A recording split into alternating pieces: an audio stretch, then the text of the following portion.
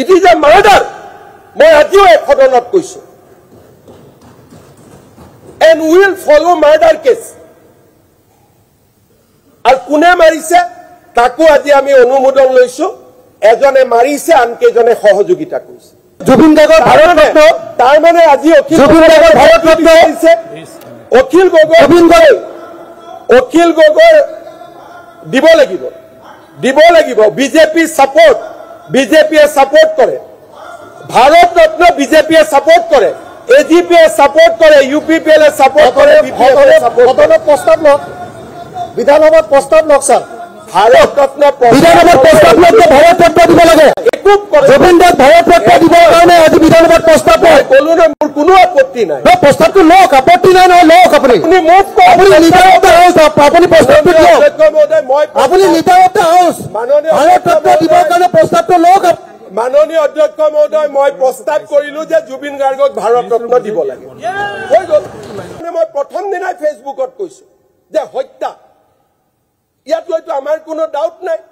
যি দিনাখনৰ পৰা মই হত্যা বুলি কলো মোৰ ওপৰত আক্ৰমণ আৰম্ভ হৈ গল কিয় মুখ্যমন্ত্ৰীয়ে হত্যা কলে আৰু হত্যাটো হত্যা নকয় মই চুমা খোৱা বুলি কম নেকি সিংগাপুৰৰ অনুষ্ঠানত অসম চৰকাৰে কোনো বিভাগৰ পৰা মোৰ নলেজত 1 টকাও দিয়া It should be made clear. Kono Are please. Eto apunar note hoyne noy. Likok porhot ki ase. Eto apunar note hoyne noy. Note ase. Apuni chief secretary ke to ki likhisile. Please. CS. Please speak. To ki koa hoy. Kotha patisile. Nijai porhi ase. Mele dangoria. Please. অধ্যক্ষ মহোদয় অখিল গগৈ ডাঙৰীয়াক বুজাব লাগে যে chief secretary please speak লিখা মানে approve নুবুজায় অধ্যক্ষ মহোদয় মই পবিত্ৰ সদনক আশ্বাস দিছো যে জুবিনৰ মৃত্যুৰ ঘটনাৰ তদন্ত অসম চৰকাৰে যেটো ক্ষিপ্ৰ গতিত কৰিছে ইয়াৰ সমান্তৰাল একো নাই আদালতে কি জাজমেন্ট দিব that is a job of A court Zubeen গাৰ্গৰ হত্যা অসমৰ বাবে এটা অপূৰণীয় ক্ষতি আৰু এই ক্ষতি হয়তো আমাৰ প্ৰজন্মই কেতিয়াও পূৰণ কৰিব নোৱাৰে জুবিন গাৰ্গৰ ক্ষতি অসমৰ প্ৰতিজন ব্যক্তিৰ বাবে এক অপূৰণীয় ক্ষতি প্ৰতিজন পৰিয়ালৰ ক্ষতি প্ৰতিটো জাতি উপজাতিৰ ক্ষতি আমাৰ জাতিয়ে এক মহা মূল্যৱান অমৰ সম্পদক হেৰুৱাই পেলালে মোৰ আজিও মনত আছে জুবিন গাৰ্গক গুৱাহাটীৰ এটা ব্যক্তিগত টিভি চেনেলে যেতিয়া তেওঁ শ্ৰেষ্ঠ অসমীয়াৰ সন্মান যাচিবৰ বাবে এটা অনুষ্ঠান আয়োজন কৰিছিল সেই অনুষ্ঠানত জুবিন গাৰ্গক সন্মুখত ৰাখি মই কৈছিলো যে জুবিন অসমৰ এক জাতীয় সম্পদ আৰু জুবিনক আমি তেওঁৰ সৃষ্টিৰে সদায় জীয়াই ৰাখিব লাগিব আৰু জুবিন আমাৰ বাবে সদায় আদৰৰ প্ৰাণৰ শিল্পী হৈ থাকিব এই প্ৰজন্ম জুবিনৰ ওচৰত সদায় ঋণী হৈ থাকিব লাগিব এই বক্তব্য জুবিনৰ মৃত্যুৰ পিছত মই দিয়া নাছিলো জুবিনৰ জীৱনকালত জুবিনৰ সন্মুখত জুবিনক মই এইদৰে শ্ৰদ্ধা দিছিলো আৰু জুবিনে এটা কথা সিদিনাখন কৈছিল যাক মই আজিও মনত পেলাও যে হিমন্ত দাক মই মুখ্যমন্ত্ৰী হিচাপে সম্বোধন নকৰো মই হিমন্ত দাক হিমন্ত দা হিচাপে কম গতিকে ব্যক্তিগত আৰু মুখ্যমন্ত্ৰী হিচাপে আমাৰ সকলোৰে আবেগ জুবিনৰ লগত সমাহিত হৈ আছে আৰু সেই কাৰণে আমি জুবিনৰ হত্যা আৰু মৃত্যুৰ তদন্ত পলিটিক্স নকৰিবা গানটো আপোনাৰ আৰু সৰ্বানন্দ সোণোৱালৰ কাৰণে গাইছিলে অখিল গগৈ অধ্যক্ষ মহোদয় Akhil Gogoi please sit down মই ৰিপ্লাইটো শুনো প্লিজ অখিল গগৈ অধ্যক্ষ মহোদয় থাকিলে মানে পিছত আপুনি ক'ব মই টাইম দিম 1 মিনিট অধ্যক্ষ মহোদয় মই যিমান দূৰ জানো পলিটিক্স নকৰিবা গানটো অখিল গগৈৰ কাৰণে গাইছিলে মই যিমান দূৰ জানো কাৰণ কা আন্দোলন কৰি যেতিয়া আপোনালোকে বটলা পাৰ্টি বুলি কোন পাৰ্টি অখিল গগৈ নুৰিন গগৈ পাৰ্টি মাননীয় সদস্য Akhil Gogoi Nurin Gogoi party please sit down Akhil Gogoi please sit down মাননীয় অধ্যক্ষ মহোদয় দিয়া অসমৰ আনন্দ সৰ্বানন্দ বুলি জুবিন গাৰ্গে গান গাইছিলে বটলা বুলি কৈছে সেইটো অখিল গগৈ পিছত ক'লে যে এইবিলাক ৱৰ্ড ইউজ নকৰিব মাননীয় অধ্যক্ষ যদি জুবিনৰ প্ৰতি অলপো অখিল গগৈৰ মৰম আছে অলপ দেৰি আজি অন্তত ভালকৈ বিহেভ কৰক মই আপোনাক হাত জোৰ কৰি ৰিকুৱেষ্ট কৰিম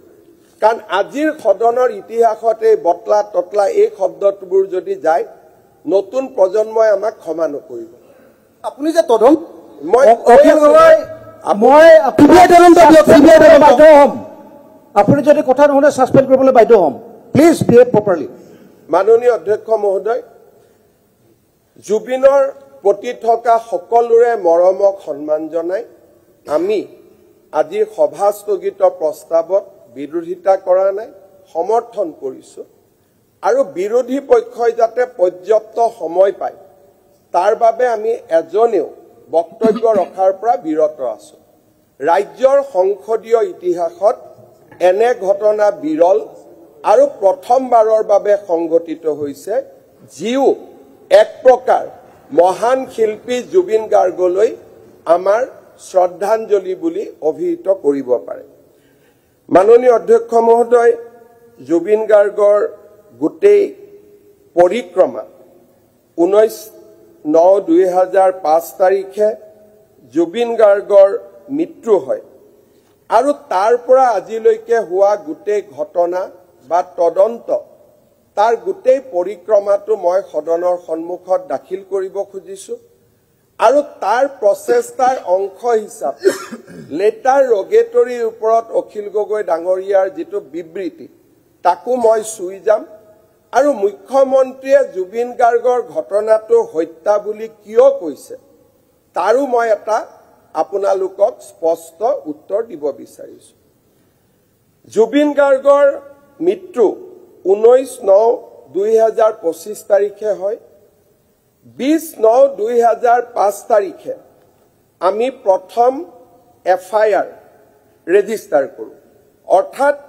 প্ৰথম দিনাখনেই আমাৰ সন্দেহ হয় যে জুবিন গাৰ্গৰ মৃত্যু স্বাভাৱিক ঘটনা নহয় আৰু লগে লগে BNSৰ section 61 criminal conspiracy 105 culpable homicide 106 causing death by rash and negligent তাক আমি 20 তাৰিখে আমি ৰেজিষ্টাৰ কৰো ইটি যে মই ডেডলাইন কৈছো 20/9/2025 কিন্তু এই ঘটনাৰ প্ৰাৰম্ভিক তদন্ত কালতে অসম পুলিচে নিশ্চিত হয় যে এই ঘটনা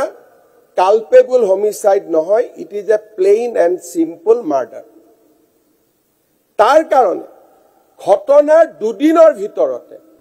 অসম চৰকাৰে আদালতক প্ৰাৰ্থনা জনায় these are matter of records মুখ্যমন্ত্ৰীয়ে জানাৰ কথা নহয় অসমৰ সকলো উকিলে জানে জাজে জানে দিজ আৰ পাব্লিক ৰেকৰ্ডছ আৰু তাৰ চাৰ্টিফাইড কপিও আপোনালোকে ল'ব পাৰে দুদিনৰ ভিতৰতে SIU নিৰ্মাণ হোৱাৰ লগে লগে অসম চৰকাৰে মহামান্য আদালতক অনুৰোধ জনায় যে এই ঘটনা হত্যা আৰু মহামান্য আদালতক আমি আবেদন কৰো যে এই 61 105 106 ৰ লগত সেকশন 103 এড কৰিব লাগে ইয়াৰ ওপৰত আদালতত বিতৰ্ক হয় আৰু আদালতত বিতৰ্ক হোৱাৰ পিছত অসম পুলিচৰ আবেদনক গ্ৰাহ্য কৰি মহামান্য আদালতে সেকশন 103 এড কৰে তাৰ মানে this is a murder from day 3 ইয়াত মুখ্যমন্ত্ৰীয়ে কোৱা কথা নহয় অসম পুলিচে আদালতক আবেদন কৰে যে মহামান্য আদালত প্ৰথমতে আমি ইয়াক ক্ৰিমিনেল কনস্পিৰেচি বুলি ভাবিছিলো কালপেবল হোমিসাইড বুলি ভাবিছিলো causing death by rash and negligent act বুলি ভাবিছিলো কিন্তু প্ৰাৰম্ভিক তদন্ত কালত আমি সন্তুষ্ট হওঁ বা আমি নিশ্চিত হওঁ যে জুবিন গাৰ্গৰ মৃত্যু কালপেবল হোমিচাইড আৰু নেগলিজেন্স নহয়, it is a plain murder. আমাৰ আবেদনক কোৰ্টে গ্ৰহণ কৰে আৰু কোৰ্টে অনুমতি দিয়ে যে আপোনালোকে 103 এড কৰিব পাৰে। যদি আমি সেকশন 103 এড নকৰিলোহেঁতেন আজিলৈকে গোটেইকেইজন অভিযুক্তৰ বেল হলহেঁতেন। সিদ্ধাৰ্থ শৰ্মাও 2 মাহৰ মূৰত বাহিৰত ওলাব। আপুনি অকল সেইটো কৰিবলৈ ইলেকশ্যনলৈকে তেওঁলোকক ৰাখিবলৈ এইটো কৰিছে হয়নে নহয়? এতিয়া ইমান দিনে আপোনালোকে মোক সুধি আছিল না অধ্যক্ষ অনাৰেবল মেম্বাৰ প্লিজ আপুনি শুনক, আপুনি শুনক, আপুনি কিয় বিতৰ্ক কৰি থাকে, মানে সদায় অশান্তি কিয় কৰি থাকে? অধ্যক্ষ মহোদয়, এইটো ইমান ডাঙৰ পৰিৱেশ তদন্ত সকলোৱে শুনিব খুজি আছে অসমৰ মানুহে। এই কথাখিনি মই অখিল গগৈৰ কাৰণে কোৱা নাই। আজিৰ সদনৰ গোটেই ডিছকাশ্যনটো অসমৰ লাখ লাখ মানুহে ইয়াক লক্ষ্য কৰি আছে আৰু অখিল গগৈয়ে যদি তুলুঙা কথা কয় ইলেকশ্যন অমুক তমুক, মই অধ্যক্ষ মহোদয় অনুৰোধ কৰিম যে প্ৰয়োজন হলে মোৰ বিবৃতিটো শুনাৰ স্বাৰ্থত যদি অখিল গগৈ সদনৰ পৰা কেইটামান সময়ৰ কাৰণে বাহিৰত পঠিয়াব লাগে পঠিয়াব লাগিব, কাৰণ তেওঁক আমি সদনক হাতত ল'ব নিদিওঁ আৰু তেওঁ অকলে সদনখন হস্তক্ষেপ কৰিব নোৱাৰে। অধ্যক্ষ মহোদয়, প্ৰথম প্ৰশ্নৰ মই উত্তৰ দিলো যে মুখ্যমন্ত্ৰীয়ে হত্যা বুলি কেনেকে গম পায়। মুখ্যমন্ত্ৰীয়ে হত্যা বুলি মোক SITয়ে কোৱা নাই। এই হত্যাকাণ্ড it is a case of murder from very third day. যিমান বেইল এপ্লিকেশ্যন, যিমান ৰিমাণ্ড এপ্লিকেশ্যন, যিমান আজিলৈকে কোৰ্টত আদান প্ৰদান হৈছে গোটেইটো সেকশন 103ৰ ওপৰত হৈছে আৰু এই বিষয়টো বিৰোধী পক্ষই আজিলৈকে গম পোৱা নাই। তাৰ পৰা মই অনুভৱ কৰো যে বিৰোধী পক্ষৰ গোটেই ঘটনাটোৰ ওপৰত সম্যক ধাৰণা হোৱা নাই।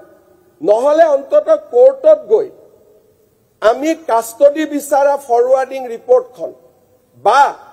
কোৰ্টে কাষ্টডি গ্ৰান্ট কৰা অৰ্ডাৰৰ ফটোষ্টেট কপি, চাৰ্টিফাইড কপি, যি পাব্লিক ৰেকৰ্ড,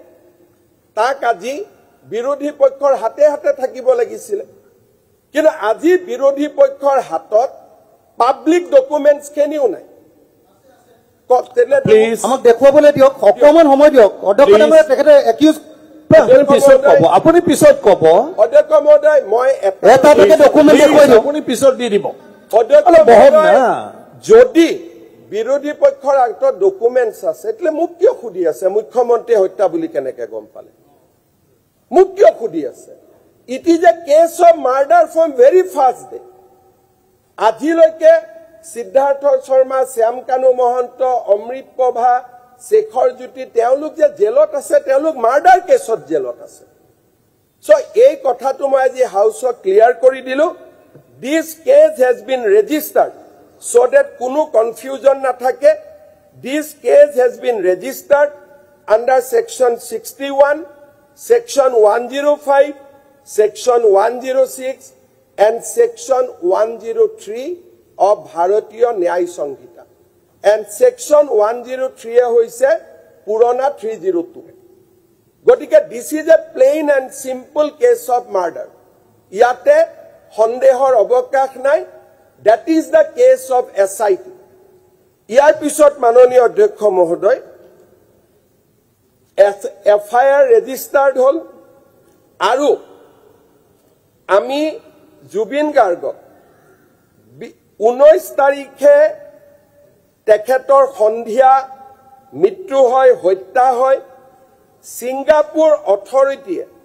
সম্পূৰ্ণ পোষ্টমৰ্টেমৰ গোটেই প্ৰক্ৰিয়া সমাপ্ত কৰাৰ পিছত আমি আটাইতকৈ স্পীডত আৰু দ্ৰুত গতিশীল আমি লগে লগে জুবিন গাৰ্গৰ মৃত শৰীৰ, পাৰ্থিৱ শৰীৰ আমি অসমলৈ উভতাই আনো। ৰাজ্যৰ 3 কোটি জনসাধাৰণক প্ৰতিনিধিত্ব কৰি আপুনি চাৰ্টাৰ্ড ফ্লাইটত আনিম বুলি কৈ নানিলে। ইমান তুলুঙা মাননীয় অধ্যক্ষ মহোদয়, কিবা বেমাৰ হৈছে আপুনি মই ৱাৰ্নিং দিছো ইয়াৰ পিছত যদি আপুনি ইন্টাৰাপ্ট কৰে কিন্তু আপুনি এটা ডেফিনেটলি আপোনাৰ বেমাৰ যাব লাগিব অসমৰ 3.5 কোটি মানুহক প্ৰতিনিধিত্ব কৰি মই নতুন দিল্লীলৈ যাওঁ আৰু জুবিন গাৰ্গক অসমৰ ৰাইজৰ হৈ প্ৰাৰ্থী ফৰিটো আমি গ্ৰহণ কৰো ৰাতিপুৱাতে তেখেতক আমি গুৱাহাটীলৈ লৈ আহোঁ তুৰণ গতিত আমি তেখেতক কোট অন্তিম সংস্কাৰ কৰা হ'ব কেনেকৈ অন্তিম সংস্কাৰ কৰা হ'ব লাখ লাখ মানুহৰ আবেগৰ মাজতো জুবিন গাৰ্গক আমি যি ধৰণে পাৰো সন্মান আৰু মৰ্যাদাৰে জুবিনক আমি এই পৃথিৱীৰ পৰা বিদায় দিওঁ যদিও তেওঁ আমাৰ মাজত সদায় জীয়াই থাকিব অধ্যক্ষ মহোদয় জুবিনৰ পাৰ্থিৱ শৰীৰ আমাৰ মাজত থকা সময়তে এছাম লোকে দাবী কৰে যে জুবিনৰ সেকেন্ড পোষ্টমৰ্টেম আমি গুৱাহাটীত কৰিব লাগে লগে লগে সেই দাবী আমি মানি লওঁ মোৰ বহুত ইচ্ছা নাছিলে কাৰণ মৰমৰ শিল্পীজনক বাৰে বাৰে শৰীৰটো কটা তথাপিতো যেহেতু জুবিন মোৰ নহয় আমাৰ গতিকে লগে লগে অনুৰোধ আমি ৰক্ষা কৰো আৰু জুবিনক আমি পোষ্টমৰ্টেম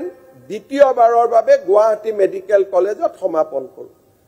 গুৱাহাটী মেডিকেল কলেজত জুবিনৰ পোষ্টমৰ্টেম কৰোতে আমি এইমছ গুৱাহাটীৰ ডক্টৰকো আমি কমিটিত ৰাখো যাতে ই গুৱাহাটী মেডিকেল কলেজ আৰু এইমছ গুৱাহাটীৰ এটা যৌথ প্ৰচেষ্টা হয় 24 তাৰিখে আমি জুবিনৰ ভিছৰা চেম্পল CFSL নতুন দিল্লীলৈ প্ৰেৰণ কৰো ফৰ টক্সিকোলজিক্যাল এক্সামিনেশ্যন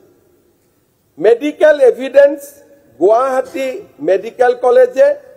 আমাক 3 তাৰিখে 3/10/2025 তাৰিখে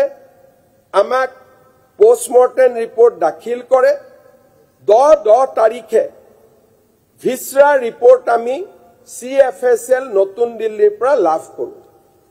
ডায়েটম টেষ্ট ৰিপৰ্ট আমি CFSL দিল্লীৰ পৰা 6-10 তাৰিখে আমি লাভ কৰো গুৱাহাটী মেডিকেল কলেজে জুবিনৰ মৃত্যু বা হত্যাৰ ফাইনেল অপিনিয়ন 12/10/2025 তাৰিখে আমাক দাখিল কৰে ইয়াৰ পিছত সিংগাপুৰৰ পৰা আমাৰ পুলিচে সিংগাপুৰ কৰ্তৃপক্ষৰ কৰা পোষ্টমৰ্টেম ৰিপৰ্ট আমি ইয়াৰ ভিতৰত লাভ কৰিবলৈ সক্ষম হ'ম সিংগাপুৰৰ যিখন পোষ্টমৰ্টেম ৰিপৰ্ট তাক আকৌ আমি গুৱাহাটী মেডিকেল কলেজলৈকে প্ৰেৰণ কৰো যে আপোনালোকৰ পোষ্টমৰ্টেম ৰিপৰ্ট আৰু সিংগাপুৰৰ পোষ্টমৰ্টেম ৰিপৰ্টৰ মাজত কিবা পাৰ্থক্য আছে নেকি বা ডাইৰেকশনটো একেটা আছে নে নাই বা ইয়াত কিবা ডিমত আছে নেকি গুৱাহাটী মেডিকেল কলেজে বাই এণ্ড লাৰ্জ সিংগাপুৰৰ পোষ্টমৰ্টেম ৰিপৰ্টখনক এণ্ডৰ্ছ কৰে আৰু দুইটা পোষ্টমৰ্টেম ৰিপৰ্টৰ ওপৰত ফাইনেল ৰিপৰ্ট আমি 5/11/25 তাৰিখে আমি লাভ কৰো ইয়াৰ পিছত জুবিন গাৰ্গৰ লগত জড়িত এই হত্যাকাণ্ডৰ লগত জড়িত বিভিন্ন উইটনেছ এক্সামিনেশ্যন এণ্ড মোৰ ইম্পৰ্টেণ্টলি মোটিভ মই যেতিয়া কৈছিলো যে জুবিনৰ চাৰ্জশ্বিটৰ পিছত অসমবাসীয়ে দুখ পাব কষ্ট পাব তাৰ মেইন কাৰণটো হৈছে মোটিভ যদি অসমবাসীয়ে মোটিভটো গম পায় মানুহটো আনন্দিত হ'ব নোৱাৰে মানুহেটো দুখেই পাব দিজ আৰ জেনেৰেল ষ্টেটমেণ্ট যেটো আপুনিও দিব পাৰে মইও দিব পাৰো মৰমৰ শিল্পী এজনক কোনোবাই হত্যা কৰিলে হত্যাকাণ্ডৰ চাৰ্জশ্বিটৰ দিনাখনটো মানুহে আনন্দ নকৰে সিদিনাখনটো মানুহে দুখেই পাব আজি আমি গোটেই মোটিভ এক্সামিনেশ্যন কৰি 252 জন উইটনেছৰ আমি ষ্টেটমেণ্ট ৰেকৰ্ড কৰো 29 জন মেম্বাৰৰ 29টা সিজাৰ আমি এতিয়ালৈকে কৰিব পাৰিছো 7 জন ব্যক্তিক আমি এৰেষ্ট কৰিছো এৰেষ্ট সকলৰ নাম আপোনালোকে জানে সিদ্ধাৰ্থ শৰ্মা শেখৰ জ্যোতি গোস্বামী শ্যাম কানু মহন্ত অমৃত প্ৰভা মহন্ত সন্দীপন গাৰ্গ পৰেশ বৈশ্য নন্দেশ্বৰ বৰা ইয়াৰ পিছত এই ইনভেষ্টিগেশ্যন চলি থাকোতে ভাৰত চৰকাৰে মিউচুৱেল লিগেল এছিষ্টেন্স ট্ৰিটিৰ অধীনত অসম চৰকাৰক সহযোগিতা কৰিবৰ বাবে ছিংগাপুৰ চৰকাৰক অনুৰোধ কৰে ছিংগাপুৰ চৰকাৰক অনুৰোধ কৰাৰ উপৰিও পৰৰাষ্ট্ৰ মন্ত্ৰী জয়শংকৰ ডাঙৰীয়াই ছিংগাপুৰ কৰ্তৃপক্ষৰ লগত নিজে কথা পাতে ছিংগাপুৰ কৰ্তৃপক্ষই অসম পুলিচক ছিংগাপুৰলৈ যাবলৈ অনুমতি দিয়ে আৰু আমি 21/10/2025 তাৰিখে ছিংগাপুৰৰ আৰক্ষীক আমি সাক্ষাৎ কৰোঁ 4/11/2025 তাৰিখে আমি বিচৰা ডকুমেণ্টছখিনি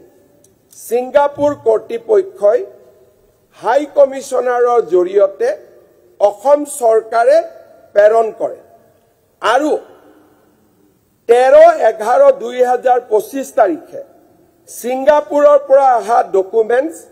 আমি থ্ৰু ডিপ্লমেটিক কেৰিয়াৰ্ছ আমি লাভ কৰোঁ 10 জন NRIকে ধৰি আমি সকলো ইনভেষ্টিগেশ্যন কৰোঁ উইটনেছ কৰোঁ আৰু সকলোৰে অৰিজিনেল মোবাইলৰ পৰা আমি প্ৰয়োজনীয় ভিডিঅ' যি য'ত উপলব্ধ আছিল তাক আমি সিজ কৰোঁ আৰু তাক আমি পোষ্টমৰ্টেম তাক আমি ফৰেনচিক এক্সামিনেশ্যনলৈকে পঠিয়াই দিওঁ ডিজিটেল এভিডেন্স আমি ডিজিটেল ফৰেনচিক্স এক্সামিনেশ্যন কৰোঁ এই গোটেইবোৰ বৰ্তমান কেছ ডায়েৰীৰ পাৰ্ট হৈ পৰিছে এতিয়া ইম্পৰ্টেণ্ট কথা যে আমাৰ ভাৰতৰ যি BNS অখিল গগৈ ডাঙৰীয়াই কৈছে BNS and BNSS দুখন বেলেগ সংহিতা এখন হৈছে ভাৰতীয় ন্যায় সংহিতা যি IPCৰ পৰা নিৰ্মাণ হৈছে এখন হৈছে ভাৰতীয় ন্যায় সুৰক্ষা সংহিতা যি ক্ৰিমিনেল CRPCৰ পৰা এভিডেন্স হৈছে আৰু ভাৰতীয় সাক্ষ্য সংহিতা যি ইণ্ডিয়ান এভিডেন্স এক্টৰ পৰা নাগৰিক সুৰক্ষা সংহিতা মই ভাৰতীয় নাগৰিকে কৈছো ন্যায় কৈছে নাগৰিক ধৰ ঠিক আছে BNS যিখন ইণ্ডিয়ান এভিডেন্স এক্টৰ পৰা আহিছে য'ত এভিডেন্সিয়েল কথা অখিল গগৈ ডাঙৰীয়াই কৈছে এভিডেন্সিয়েল ইস্যু আছে ইণ্ডিয়ান ভাৰতীয় সাক্ষ্য সংহিতা যাক BSS বুলি কোৱা হয় জুবিন গাৰ্গৰ ঘটনা তদন্ত কৰাৰ পিছত সেকশন 208 of the BNS কয় when an offense is committed outside India by a citizen of India whether on the high sea or elsewhere or by a person not being such citizen on any ship aircraft registered in India he may be dealt with in respect of such offense as if it had been committed any place within India. ইয়াত কোৱা হৈছে যে ফৰেনৰ কথা আমি ইয়াত কেনেকৈ তদন্ত কৰিম ভাৰতীয় নাগৰিক সুৰক্ষা সংহিতাই কৈছে যে ফৰেনৰ ঘটনাও as if it has happened in India আমি তাক এটো পঢ়িল মোক কইলাম না এটো তো কোৰ্টৰ কথা তাৰো মই উত্তৰ দি আছো এটো কোৰ্টে কৈছে আমি যদি কোনেও সিদ্ধাৰ্থ আৰু শ্যাম কানুক বচাব খোজা নাই তেতিয়াহলে আমি আইনৰ কথাখিনি শুনিব লাগিব আইনে কৈছে যে as if it has committed in India offense can be registered in India তাৰ মানে আমি ধৰিলম যে ঘটনাটো সিঙ্গাপুৰত হোৱা নাছিল ঘটনাটো as if it has happened in India আৰু আমি provide আমি তাক ৰেজিষ্টাৰ কৰিব পাৰো কিন্তু ভাৰতীয় নাগৰিক সুৰক্ষা সংহিতাই কৈছে যে তোমালোকে ৰেজিষ্টাৰ কৰিব পাৰা ইনকুৱাৰী কৰিব পাৰা কিন্তু বিফৰ চাৰ্জশিট ভাৰত চৰকাৰৰ অনুমতি ল'ব লাগিব Section 208 কৈছে, provided notwithstanding anything in any of the preceding section of this chapter, no such offense shall be inquired into or tried in India except with the previous sanction of the central government. Tarmane central government jodi ami sanction pao, ami dhorilom offense has been committed as if in India. Aru ami charge sheet dibo parim, but before giving charge sheet, it requires a previous sanction of MHA. Moi pavitra সদনত জনাবলৈ পাই অতি আনন্দিত যে ইয়াত SITৰ ওপৰত সন্দেহ প্ৰকাশ কৰা হৈছে, but SIT could convince Ministry of Home Affairs in Government of India আৰু 18 তাৰিখে জুবিনৰ উপজা দিনৰ দিনা ভাৰত চৰকাৰৰ গৃহ মন্ত্ৰালয়ে মই কি কম ভাই তেখেতে সব জানে তেতিয়ালে একোৱে নালাগে তেখেতকে SIT-টো তেওঁ ভেট কৰি দি দিলে হল না আপোনাক দিলে হল সদনেটো কোৱা নাই সদনতো কোনেও মাতা নাই না কোনে মাতিছে আৰু নাই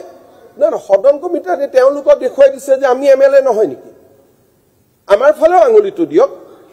চাৰিওফালে হেতু তাৰ উত্তৰ পাব প্লিজ অখিল গগৈ আৰু সদন কমিটিত যে আপুনি মেম্বাৰ হ'ব এটো জৰুৰী নহয় অধ্যক্ষ মহোদয় 18 তাৰিখে আমি মিনিষ্ট্ৰি অফ হোম এফেয়াৰ্ছৰ পৰা জুবিনৰ ঘটনাটো হত্যা বুলি আকৌ মই ৰিপিট কৰিছো জুবিনৰ ঘটনাটো হত্যা বুলি ভাৰত চৰকাৰক প্ৰতীয়মান জনাই আমি IPC আৰু BNS-ৰ IPC 302 আৰু BNS-ৰ 103 অভিযোগনামা দাখিল কৰিবলৈ আমি অনুমতি লাভ কৰো মাননীয় অধ্যক্ষ মহোদয় 8 তাৰিখ বা 10 তাৰিখে আমি এই গোটেই ঘটনাটো সম্পূৰ্ণ সাক্ষী প্ৰমাণ সহ আমি গুৱাহাটীৰ আদালতত অভিযোগনামা দাখিল কৰো অভিযোগনামা দাখিল কৰাৰ পিছত আমি গুৱাহাটী উচ্চ ন্যায়ালয়ৰ মুখ্য ন্যায়াধীশক আবেদন কৰিম যে এই গোটেই ঘটনাটো ফাষ্ট ট্ৰেক কোৰ্টত বিচাৰ হ'ব লাগে আৰু অসম চৰকাৰে স্পেচিয়েল পাব্লিক প্ৰসিকিউটৰ এই ঘটনাটো লজিক্যাল কনক্লুজনলৈকে লৈ যাবৰ কাৰণে আমি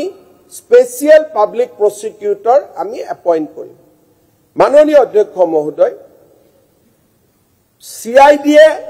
যেতিয়া চাৰ্জ শীট দাখিল কৰিব আমি যদি সদনত বিধায়কসকলে SIT-ৰ ভুল উলিয়াবলৈ আৰম্ভ কৰো তাৰ মানে আমি কাক সহায় কৰিব খুজিছো তাৰ মানে আমি গুৱাহাটীৰ উকিল সমাজে কৈছে যে শ্যাম কানু আৰু সিদ্ধাৰ্থক আমি কোনো লিগেল এসিস্টেন্স নিদিও তেওঁলোকে ইতিমধ্যে ৰেকৰ্ডত কৈছে কিন্তু আজি আমি তেওঁলোকক ইনডাইৰেক্টলি লিগেল এসিস্টেন্স দি আছো আজি বিৰোধীৰ বক্তব্যৰ জৰিয়তে আমি শ্যাম কানু আৰু সিদ্ধাৰ্থক আমি লিগেল এসিস্টেন্স দি আছো এইটো ভুল এইটো ভুল এইটো ভুল তাৰ মানে আমাৰ ইন্টেনশনটো কি হত্যা বুলি কলেও বেয়া পায় আৰু মই কৈছো যে আমি এটা ফুল প্ৰুফ ইনকোয়াৰি কৰিছো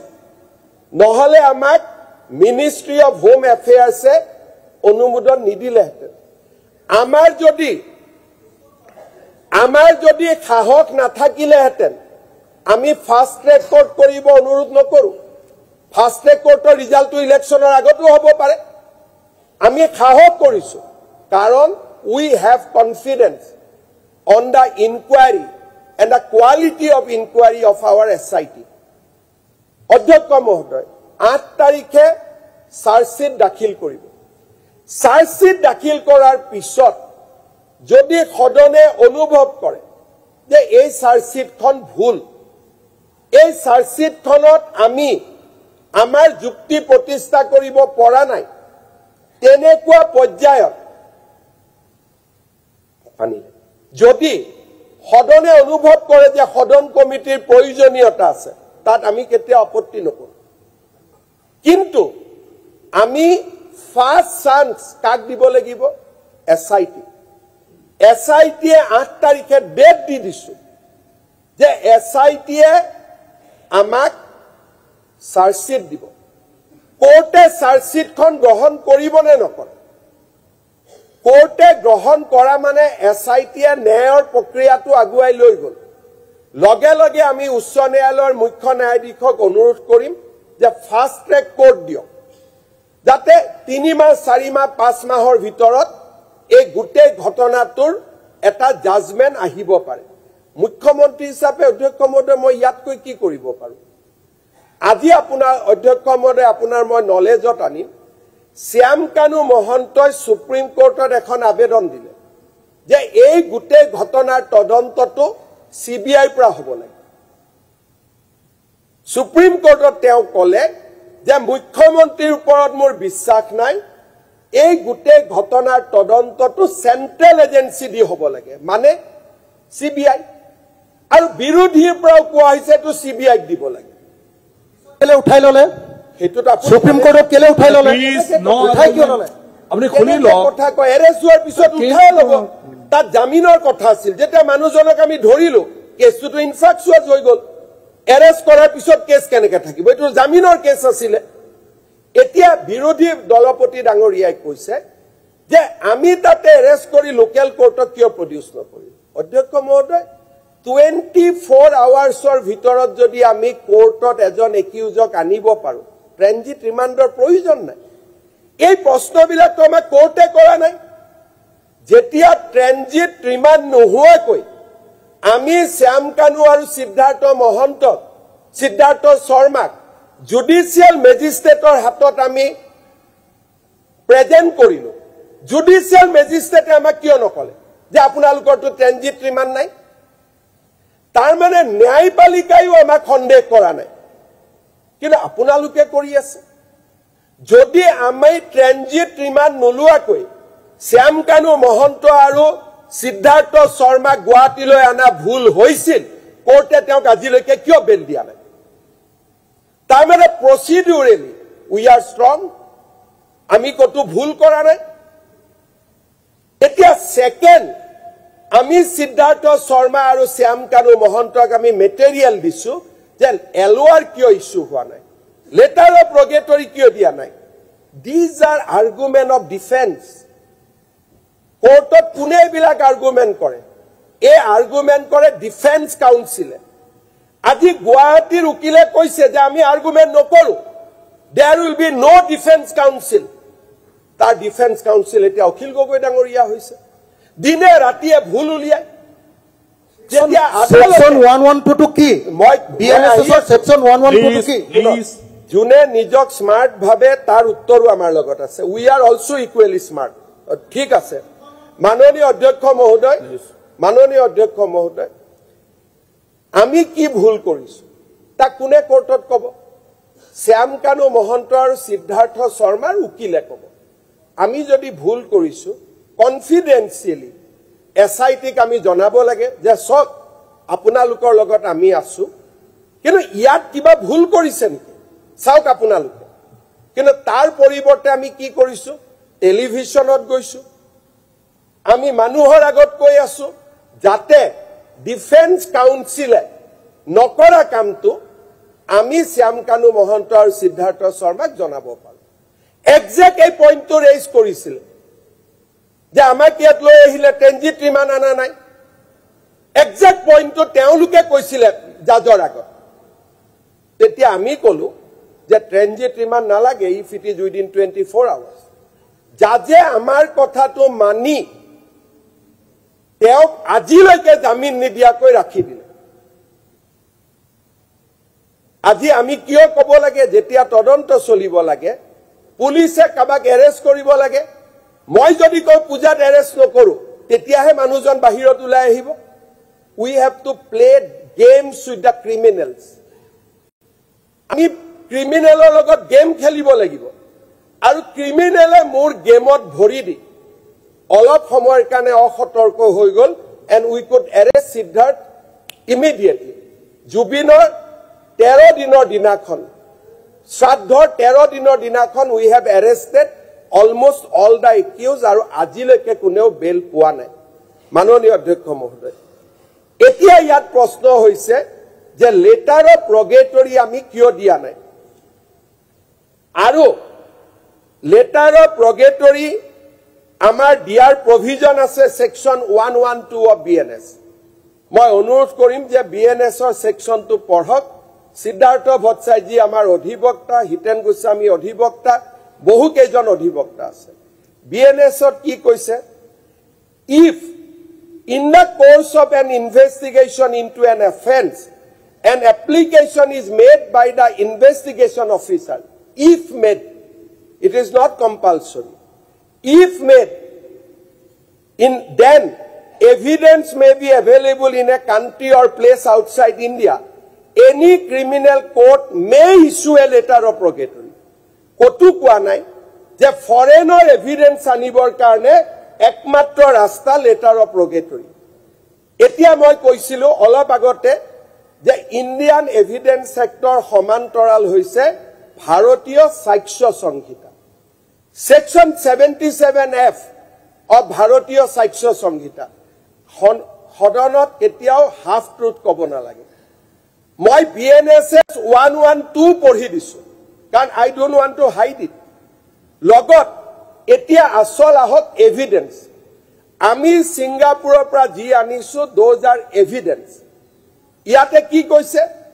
Section 77F of the Bharatiya Sakshya Adhiniyam 2023 provide as under Section 77F, public documents of any other class in a foreign country by the original or by a copy certified by the legal keeper thereof with a certificate under the seal of a notary public or of an Indian consul or diplomatic agent, that the copy is duly certified by the officer having legal custody of the original and upon proof of the character of the document according to the law of foreign country. Tar mane jikono foreign country documents Bharatiya Ussha Ayuktor dore jodi ahe, Indian diplomatic missions dore jodi joriote jodi ahe, then it is a evidence under section 77F. Aru hei karone under section 77F Bharat Sarkare bibhinno rajyor logot bibhinno rashtor logot mutual legal assistance treaty involved hoy. Aru ei mutual legal assistance treaty evidence je anibo pare iar kotha state by the superintendent of police, NIA agency Kosi versus Sokul Ahmed. Ito Supreme Court of Goisil on a case Amlet request made by NIA on USA. Supreme Court has considered that. Iar pisot Lokok Sabhat question number 1551 on the details of financial absconder. Lokok Sabhat koa hoise je all offenders or documents ami Amletor joriote ani. Amlet ketia hoy? Fast hoy, fast track hoy, LOR di gole ami 2 বছৰলৈকে আজিলৈকে কাগজ আমি নাপাও। তাৰ মানে আমি 2 বছৰ শ্যাম কানু আৰু সিদ্ধাৰ্থক জামিনত যাব দিম নেকি 3 মাহৰ মূৰত? 3 মাহৰ মূৰত যদি চাৰ্জশিট নহয় তেওঁলোক জামিনত যাব। আৰু জামিনত গলে আপোনালোকে কব যে এওঁলোকৰ লগত মিলা ভগত কৰি জামিনত দিব। সো আমি তাৰ কাৰণে we adopted 77F of Indian Evidence Act. Supreme Court koise je Amlet is a acceptable route. Aji Akhil Gogoi koise je Amlet no hobo. Ekhon Bharat Sarkarer manual. This is the manual. মই আপোনাক cash ল দেখুৱাই দিব পাৰিম। ময়ো আপোনাক মই cash ল মাননীয় অধ্যক্ষ মহোদয় মই কেছ ল দেখুৱাই দিব পাৰিম। আমলেট থাকিলে যে Please don't disturb. মই অখিল গগৈ ডাঙৰীয়াক চেলেঞ্জ কৰিছো এটা কোৰ্টৰ মুখ ভাৰ্ডিক আনি দিয়ক যে এমলেট ইজ ইলিগেল এটা মুখ ভাৰ্ডিক আনি দিয়ক যে এমলেট ইজ ইলিগেল বুলি এইখন হাউসক আমি বিপথে পৰিচালিত কৰিব নাপায় এমলেট ইলিগেল তেতিয়ালে কি লাগে আপোনাৰ কোৰ্টত স্পেচিফিক অৰ্ডাৰ আছে যে বিদেশত হলে মানে থ্ৰ কোৰ্টে লেটাৰ ৰেগটৰী দিখে আনিব পাৰিব নহলে ইলিগেল জয়ললিতাই তেনেকে ফ্ৰী পাই গৈছিলে জয়ললিতাই তেনেকে কেছৰ পৰা উদ্ধাৰ পাইছিলে আপুনি মাদ্দা মহোদয় এমলেট ইজ ইলিগেল বুলি এটা ভাৰ্ডিক আনি দিয়ক আমি লগে লগে এলুৱাৰ ইস্যু কৰি দিম এমলেট ইজ ইলিগেল বুলি কাৰণ উই আৰ গাইডেড আপুনি এনে ধৰতি নাথাকিব ইয়াত আপুনি কথাটো বুজি লওক আপুনি পিছত একদম ল' পইণ্টত আৰে আপুনি কাজিয়া কিয় যাব লাগে কাজিয়া কিয় যায় এটা হাউচ হয় অখিল চিঞৰি চিঞৰি কিয় ক'ব লাগে আপুনি কাগজটো দি দিয়ক ভাৰ্ডিক কাগজ কি আছে প্লিজ মই আপোনাৰ ৰাজনৈতিক পৰিপক্কতাক বিধানসভা আছে বুলি ভাবিছিলো আপুনি এইটো বিধানসভা হয় আপুনি আপুনি কিয় আৰ্গুমেণ্টত আহিছে আপুনি কাগজটো দিয়ক প্ৰুফটো দিয়ক অধ্যক্ষ মহোদয় প্লিজ আজি ইয়াত প্ৰচেষ্টা আছে যে এলুৱাৰ দিয়ক 2 বছৰ লাগক এওঁলোক জামিনত যাওক আৰু জামিনত গলে আমাক ক'ব যে সব এওঁলোকে জামিনত পঠাই দিলে আমি জানো আমিও সৰু ল'ৰা নহয় অধ্যক্ষ মহোদয় আমিও জানো যে বিৰোধী পক্ষই আমাক ক'ত হেঁচিব খুজিছে আৰু আমি হেঁচা নাখাওঁ অধ্যক্ষ মহোদয় জুবিন গাৰ্গৰ হত্যাকাৰীক প্ৰথমবাৰৰ বাবে আমি 14 দিন একেলগে পুলিচ কাষ্টডি লওঁ কেতিয়াও অসমত হোৱা নাই 14 days পুলিচ কাষ্টডি কণ্টিনিউৱাছলি আজি কৈছে বিহু কমিটি কিয় মাতিছে গোটেই কেছটোৱে বিহু কমিটিৰ ওপৰত আছে চাৰ্জশ্বিট দিয়াৰ পিছত হত্যাকাৰী কোন প্লিজ মাননীয় অধ্যক্ষ মহোদয় আপুনি শুনক না আপুনি পিছত কৈ কিবা থাকিব লাগে কি আছে মই কিয় এনেকুৱা অৱস্থা খনতে কিবা বেমাৰ আছে নেকি কুটকুটাই থাকে মাননীয় অধ্যক্ষ মহোদয় বিহু কমিটিক মতাটোৱে আজি সাংসাৰী বিহু কমিটিৰ যেটো এভিডেন্স কাৰণ all this evidence has come to government মই ফাইলত সহি মাৰি দিল্লীলৈকে পঠাইছো কাগজ so I am aware today officially because investigation is completed এমএচএৰ পৰা অনুমোদন আহাৰ লগে লগে বিহু কমিটিক যদি নামাতে this investigation will not be completed আৰু তাত কোৱাইছে আপোনালোকে কিয় মাতিছে আজি গুটেই ঘটনাটোৱে হৈছে টকা পইচাৰ কাৰণে আৰু যদি জুবিনৰ যেটো মেইন উপাৰ্জনৰ উৎস তেওঁলোকক যদি আমি নুখুদো আমি ইয়াত কি আৰ্গুমেন্ট কৰি আছো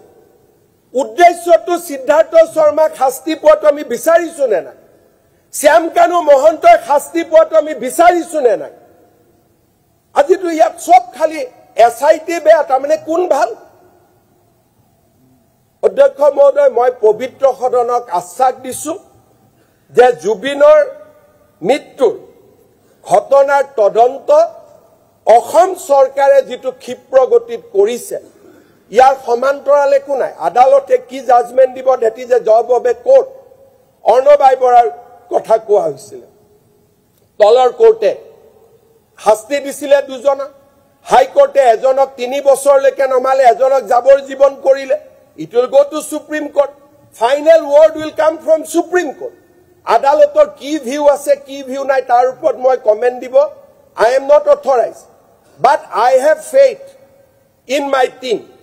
যে আমাৰ টিমে প্ৰফেশনেলি কাম কৰিছে আমি বহুত কথা উলিয়াইছো যি কথা অসমৰ ৰাইজে আগতে জনা নাছিল আৰু যেতিয়া আমি চাৰ্জশ্বিট দিম অসমৰ ৰাইজে বহুত কথা জানিব পাৰিব আৰু বিহু কমিটিক মতা কিমান জৰুৰী আছিল তাকো অসমৰ মানুহে জানিব পাৰিব অধ্যক্ষ মহোদয় 8 তাৰিখে আমি জুবিনৰ ইনভেষ্টিগেশ্যন ৰিপৰ্ট দিম ইয়াত কোৱা হৈছে যে পুলিচ আমি লগত কিয় নপঠালো ফৰেনত ভাৰতীয় ভাৰত অসম চৰকাৰে পুলিচ পঠাব নোৱাৰে উইথ আৰ্মছ তাৰ দায়িত্ব আমি নলওঁ বা আমি ল'ব নোৱাৰো ই সিংগাপুৰৰ প্ৰটোকল মতে নিৰ্ধাৰিত হয়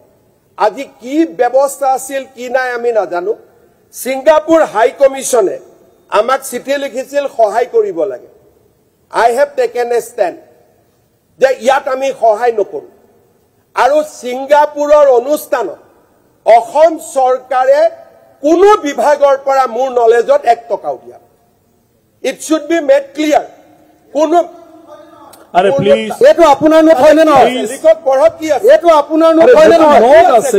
আপুনি চিফ সেক্ৰেটাৰীক এইটো কি লিখিছিলে Please. সিএস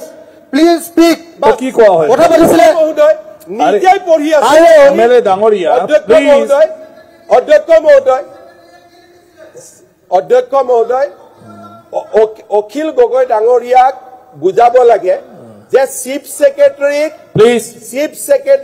প্লিজ স্পিক লিখা মানে এপ্ৰুভ নুবুজায় মই চিফ সেক্ৰেটাৰী যেতিয়া মোক লগ কৰিব আহিছে মই চিফ সেক্ৰেটাৰী কৈছো সকলো ডিপাৰ্টমেণ্টক কৈ দিব 1 টকাও নিদিব প্লিজ স্পিক মানে অনুমোদন নুবুজায় আজি গোটেই অসমবাসীক বিপথে পৰিচালিত কৰিব নেকি এটা অসমবাসীৰ সামগ্ৰিক চিন্তাধাৰাক এজন মানুহে বিপথে পৰিচালিত কৰিব ছিংগাপুৰে চিঠি লিখিছে মই প্লিজ স্পিক লিখিছো মই এপ্ৰুভ লিখা নাই তাক আজি গোটেই মানুহৰ বিবেকক বিপথে পৰিচালিত কৰিব চিঞৰি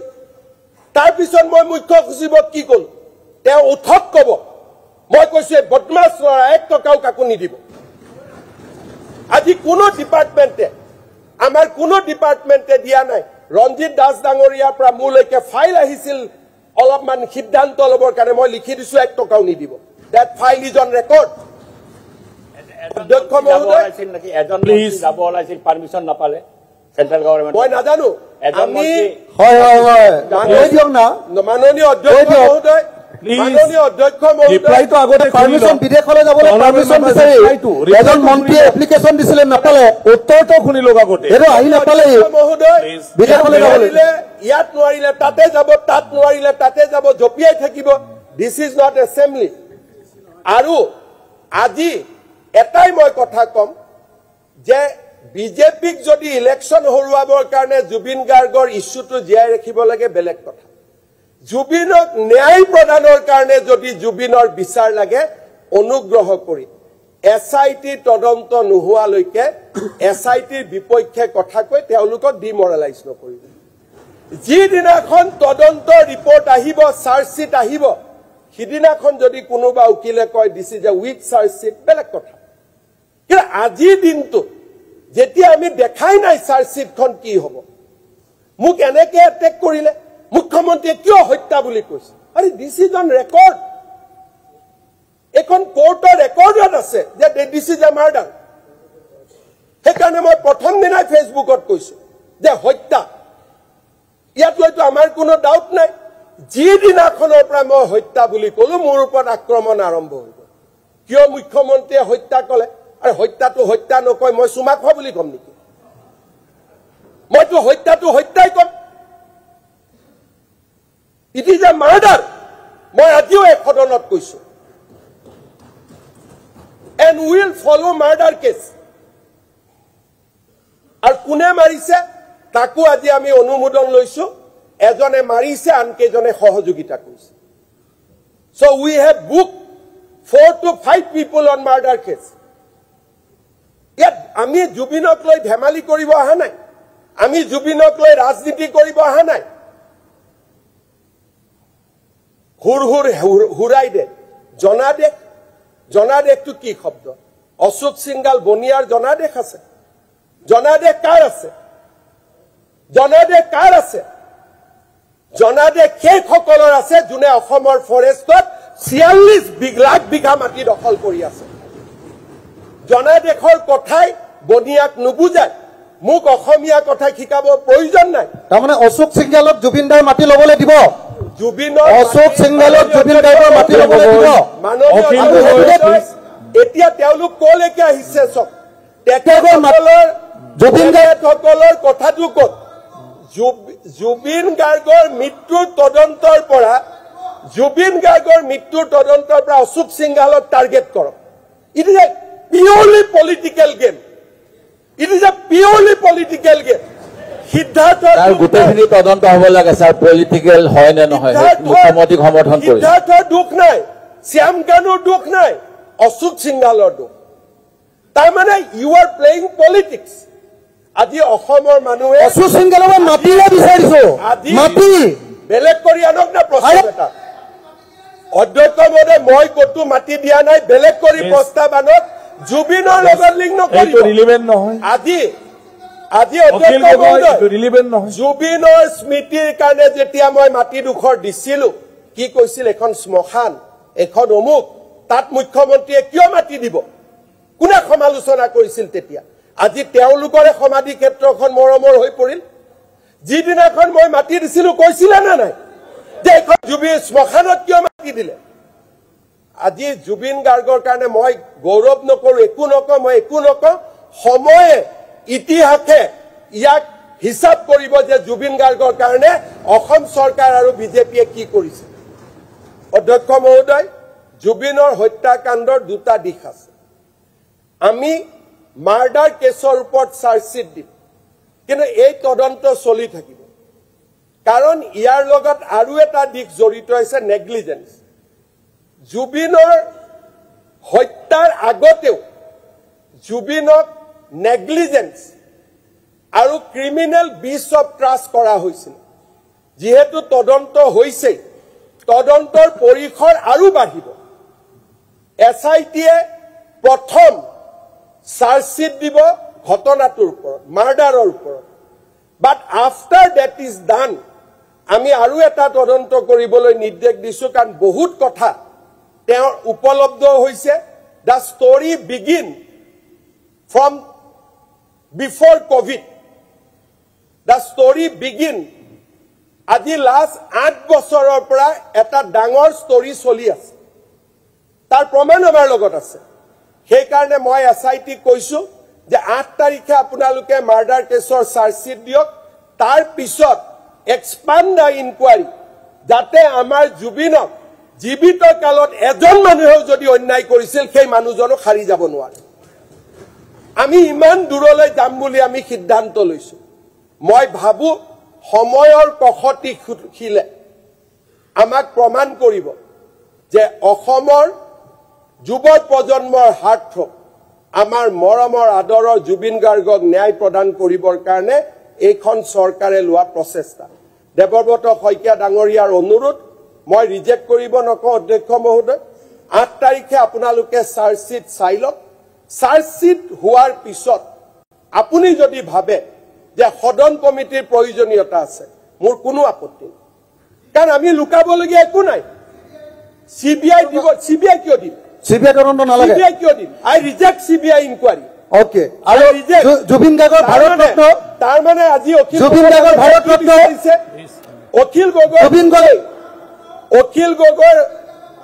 দিব লাগিব বিজেপি সাপোর্ট বিজেপিয়ে সাপোর্ট করে ভারত রত্ন বিজেপিয়ে সাপোর্ট করে এজিপিয়ে সাপোর্ট করে ইউপিপিএল সাপোর্ট করে বিপিএফ সাপোর্ট করে প্ৰস্তাৱ লওক বিধানসভাত প্ৰস্তাৱ লওক স্যাৰ ভাৰত ৰত্ন বিধানসভাত প্ৰস্তাৱ লওক যে ভাৰত ৰত্ন দিব লাগে একুপ কৰে জুবিন গাৰ্গ ভাৰত ৰত্ন দিবৰ কাৰণে আজি বিধানসভাত প্ৰস্তাৱ লওক কলো না মোৰ কোনো আপত্তি নাই প্ৰস্তাৱটো লওক আপত্তি নাই নহয় লওক আপুনি আপুনি মুভ কৰক আপুনি লিডাৰ অফ দ্য হাউস আপুনি প্ৰস্তাৱটো দিয়ক অধ্যক্ষ মহোদয় মই আপুনি লিডাৰ অফ দ্য হাউস মাননীয় ভাৰত ৰত্ন দিবৰ কাৰণে প্ৰস্তাৱটো লওক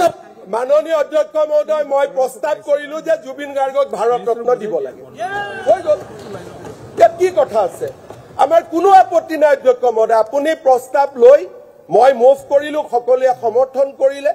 আপুনি কেন্দ্ৰীয় চৰকাৰক বিধানসভাৰ হৈ পঠিয়াই দিব আমাৰতো আপত্তি কৰিবলগীয়া একো নাই এইটোতো কোনো ইছ্যুৱে নহয় ইমান এটা মৰমৰ মাজেৰে জুবিন গাৰ্গক ভাৰত ৰত্ন দিয়াৰ যিটো প্ৰস্তাৱ সি যেনেকে ভূপেন হাজৰিকাৰ প্ৰস্তাৱটো আমি পাছ কৰিছিলো মৰমেৰে সাদৰেৰে বিভিন্ন জনৰ বক্তব্যৰে তেওঁৰ গুণ গৰিমা আখ্যানেৰে সৈতে এই প্ৰস্তাৱ পাছ হ'ব লাগে এনেকুৱা পৰিৱেশত নহয় যেতিয়া ডিব্ৰুগড় বিধানসভাত আমি ভূপেন হাজৰিকাৰ নামত দিব কৈছিলো ভূপেন হাজৰিকাৰ মানুহে গান গাইছিলে তেওঁ সোঁৱৰণ কৰিছিলে প্ৰসিডিং হৈছিলে সুন্দৰভাৱে আমি প্ৰেৰণ কৰিছিলো জুবিন গাৰ্গৰ ভাৰত ৰত্নৰ প্ৰস্তাৱ যি ধৰণে ইয়াত অনা হৈছে ই জুবিন গাৰ্গৰ প্ৰতি সন্মান নহয় ন অধ্যক্ষ মহোদয় আজি যদি আনিব লাগে উইল মুভ এ ৰিজলিউশ্যন সৰ্বদলীয় এটা দিন আমি ইয়াত জুবিনৰ কথা কম আমি তেওঁ সৃষ্টিক বন্দনা কৰিম আমি তেওঁক প্ৰশংসা কৰিম বন্দনা আৰু প্ৰশংসাৰে জুবিনক উপচাই দিম আৰু সেই প্ৰচিডিং ভাৰত চৰকাৰৰ লগত যাব আজি চেঙাৰ বিধায়কে থিয় হৈ ক'ব পঠাই দিয়ক do not treat Zubeen in that manner জুবিনক ইমান তৰলভাৱে নল'ব চাউল নালাগে দালি নালাগে that is not Zubeen Garg এনেকে যদি আপোনালোকে আমাৰ সত্তা তাক নোহোৱা কৰি দিব খোজে আপোনালোকৰ ৰাজনৈতিক চিন্তাক তাক আমি বিৰোধিতা কৰিম জুবিনৰ ভাৰত ৰত্নৰ প্ৰস্তাৱ হিমন্ত বিশ্ব শৰ্মা দেৱব্ৰত শইকীয়াই চহী কৰিব হাউচত প্ৰস্তাৱ আহিব আমি আলোচনা কৰিম চাউল নালাগে দালি নালাগে এনেকে জুবিনৰ বন্দনা নহয় চাৰ্লি চেপলিন এনেকে জুবিনৰ বন্দনা নহয়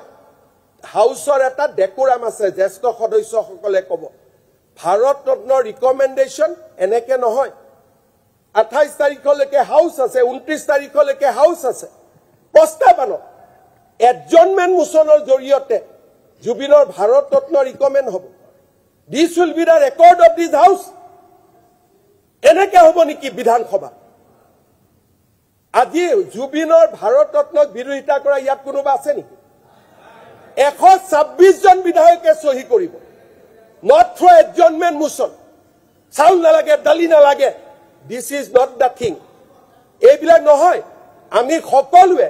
আপুনি দিন ঠিক কৰক যে 28 তাৰিখে 29 তাৰিখে আমি সদনত আলোচনা কৰিম ভাৰত ৰত্নৰ ওপৰত সকলোৱে জুবিনক বন্দনা কৰিম কৰি আমি প্ৰস্তাৱ পঠিয়াম না আৰে এটো আপোনালোকক মই কৈ আছো আমি একেলগে কাৰ্যক্ৰমণিকা এদিন বৃদ্ধি কৰি দিয়ক বিধানসভা প্ৰস্তাৱ দিয়া আছে মোচনত দিয়া আছে মই কৈছো মই মাননীয় সদস্যক মই জনাব খুজিছো যে প্ৰস্তাৱ হ'ব মই দেৱব্ৰত শইকীয়া 126 জনে চহী কৰিম আৰু আমি একেলগে আনিম জুবিন আমাৰ সকলোৰে হঠাতে এলাও কৰিলে হ'ল আমাৰ দিয়া আছে এলাও কৰিলে হ'ল বুজিছো হঠাতে এজন একচাম মানুহৰ যেনেকে জুবিন হৈ গ'ল জিবিৰ আজিও যদি খুৰু জুবিনৰ গান এটা গা বুলি ক'লে যিজনে দুটা শব্দও ক'ব নোৱাৰে তেওঁলোক এতিয়া জুবিনৰ মালিক হ'ব খুজি এটা কথা তাক আমি বিৰোধিতা কৰিম বহুত ইৰিটেট আছে আৰু চেয়াৰমান ইয়াতে আপোনালোকক আমি এটা কথা কৈছো জুবিনক অসমীয়াৰ পৰা সন্দেহযুক্ত অসমীয়াৰ আমি সম্পত্তি হ'বলৈ নিদিওঁ একেবাৰে মনে ৰাখিব জুবিন অসমীয়াৰ সম্পদ আপুনি ৰাজনীতিৰ কথা নকলে আপোনাৰ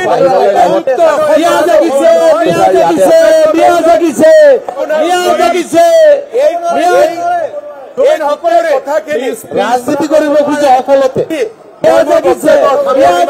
ধন্যবাদ সন্দেহযুক্ত কোন হয় ল'ব লাগে অধ্যক্ষ মহোদয় কিয় ব্লেকমেইলিং মিয়া জাগিছে সন্দেহযুক্ত কোন হয় প্লিজ বহক সকলোৱে বহক আপোনাৰ please sit down please chairman Ali ডাঙৰীয়াক প্ৰশ্ন সুধিছো সদায় কিয় এইটো এলিগেশ্যন প্লিজ প্লিজ এইটো লৈ যা এইটো লৈ যা এইটো ল'ব নোৱাৰি অখিল গগৈ